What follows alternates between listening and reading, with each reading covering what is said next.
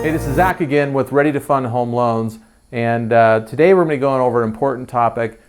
What is a no closing cost refinance? I get that question a lot, and I want to explain the details of what exactly a no closing cost refinance is. Now, a lot of people think that a no closing cost refinance is impossible to get, and they always ask me certain questions. They say, okay, does that mean my closing costs are actually rolled into the loan amount? No, that's not what we're talking about. We're talking about not paying any fees when you refinance. And the way you do that is you structure your loan to get what's called a lender credit, okay? So when you refinance, someone has to pay the closing costs on the loan. Let's talk about what closing costs there are. So the lender typically has an underwriting fee. They might call it an admin fee. They might call it something different. But usually you have an underwriting fee, and it's usually about $1,000, okay?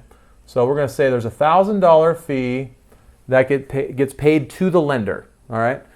And not always, but sometimes you have to pay an appraisal fee.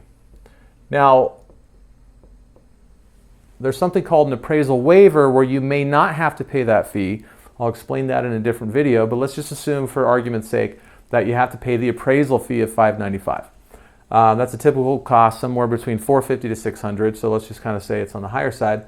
And then you have your title fees, okay? These are considered third-party fees that are due at closing. So you have your title charges. Depends on the state you're in. You may have an escrow fee as well, but we're talking about Utah in particular. So in Utah, the title company handles the escrow as well. So typically, there's some fees, and let me just kind of ballpark what those are. Sort of depends on the loan amount, but let's just say, for argument's sake, it's going to be $1,500 to the title company. Okay, so we'll total everything here. So it's $3,095. All right, that's a typical transaction.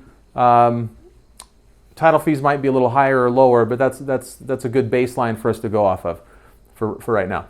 So basically, someone has to pay the $3,095. So if you're buying a home, you can negotiate to have the seller pay for it. If they're unwilling to pay for it, you'll have to pay for it on top of your down payment, or you can structure your loan to have the lender cover it through what's called a lender credit. So how do you get a lender credit? Okay, so it's important to understand that there is what is called a par interest rate. Okay, what that means is that, let's say at 4%, you have what's called a par interest rate. What that means is that at 4%, you don't have any additional costs that you're going to be adding. You're not going to pay extra, and you're not going to get a lender credit. You're at a zero premium and a zero discount, okay?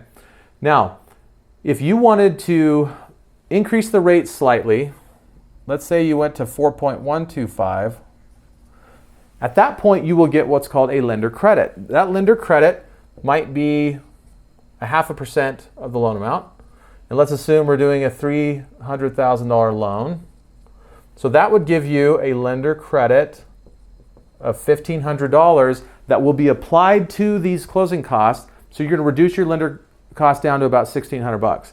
Now, if you went to 4.25%, let's just say, for this example, you're going to get an additional 0.5% lender credit. And so at that point, you're going to get a $3,000 lender credit, which is going to offset your closing costs. So why would someone want to increase their rate from 4% to 4.25? Because you want to go over what's called your break-even analysis. We'll go over the break-even analysis in a different video, but it's important to understand that you can go to readytofund.com. Because we're a low-cost mortgage broker, you can structure your loan with a lender credit for a rate where other lenders will be charging you fees.